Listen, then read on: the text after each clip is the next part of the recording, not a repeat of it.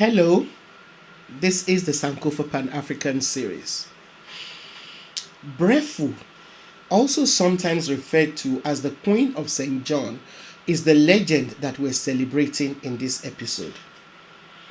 Please, let's take a moment for you to subscribe to this channel if you've not already done so. Thank you. Breffu is a woman whose legacy has had very little acknowledgement. She was a slave who led a major rebellion against enslavement in St. John Island. St. John Island is one of the Virgin Islands in the Caribbean Sea. It is now a constituent district of the United States Virgin Islands. Now, when Spain first occupied the Caribbean, they tried to use the indigenous people who they found on the islands for slave labor, but most of them died due to infectious diseases brought to their land by the Spanish and from being overworked. Some were killed outright for refusing to be enslaved. By the late 17th century, the British, French, and Dutch competed for the island of St. John, and it ended up being claimed by the Danes.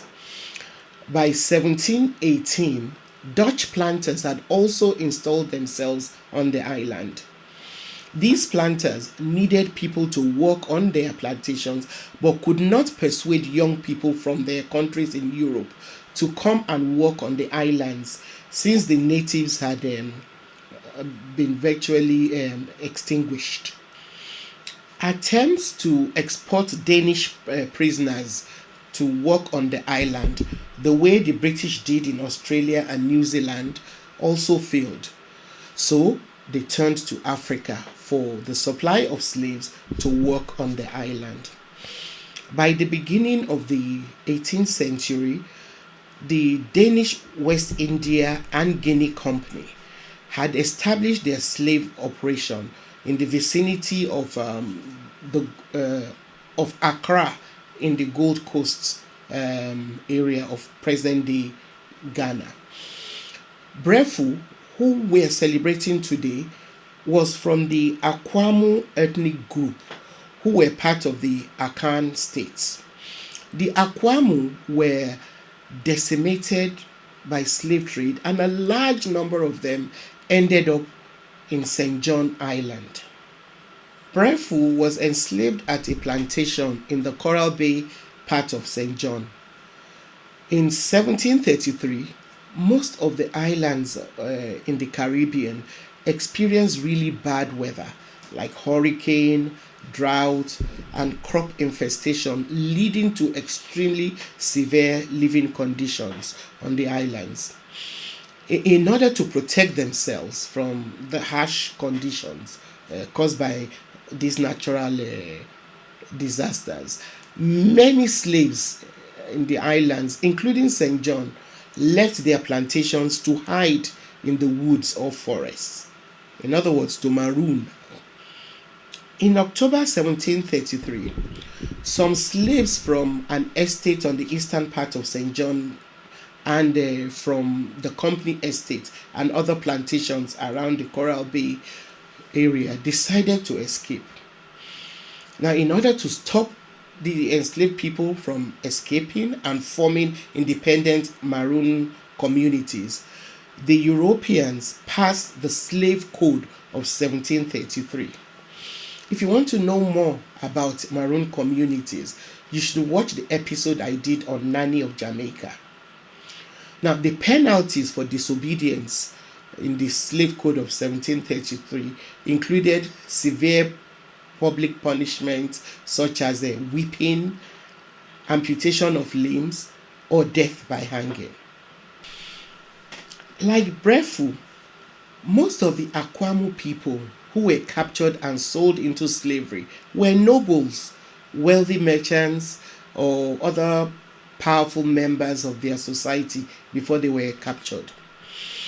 As such, They ended up leading the revolt on St. John Island in 1733. The leaders of the insurrection, including Breffu, started meeting regularly at night to develop a plan. They came up with a strategy to start a revolt, take control of the island, and rule it. So on the 23rd of November 1733, the insurrection started with open acts of rebellion by slaves working in the Coral Bay plantation. An hour later, other slaves joined the insurrection, pretending to be coming to the fort at the Coral Bay to make regular deliveries. The slaves who joined the ones at the Coral Bay plantation had hidden knives which they used to kill most of the soldiers at the fort. After conquering the soldiers, a group of rebels stayed at the fort to maintain control. Another group took control of the estates in the Coral Bay area after hearing pre-arranged signal shots from the fort's cannon. On hearing the signal of the cannon, Breffu entered the main house on the estate on which she had been enslaved and killed both her master and his wife. Taking all the gunpowder and ammunition and accompanied by a fellow slave, Breffu then proceeded to annihilate other slave-owning families that were neighbors of her masters. The slaves killed many of their enslavers on several plantations before moving along to the north shore of the island. They did not destroy any property as they advanced because they intended to take over the estates and resume crop production for their own benefit. While they fought, a white soldier managed to escape and alert the Danish officials. However, the alert was too late, as the slaves managed to take over the fort and fire the cannon from the fort, indicating that they had taken over. A few slave owners managed to escape from the island in their boats, and the Akwamu people took control of most of the island. Under the leadership of Breffu, the plan of taking over the plantation was successful until the early part of 1734, when the French collaborated with the Danes to take back the island. Rather than surrender and become re-enslaved, in April 1734, Breffu and 23 other brave Akwamu rebels committed suicide. After overcoming the rebellion, the French military and many slave owners were shocked to discover that it was Breffu, a woman who had almost single-handedly led such an extended uprising that almost succeeded in taking over the island of St. John permanently. Thank you for watching. Don't forget to subscribe if you've not yet done so. Please help share our videos and like them. See you next time.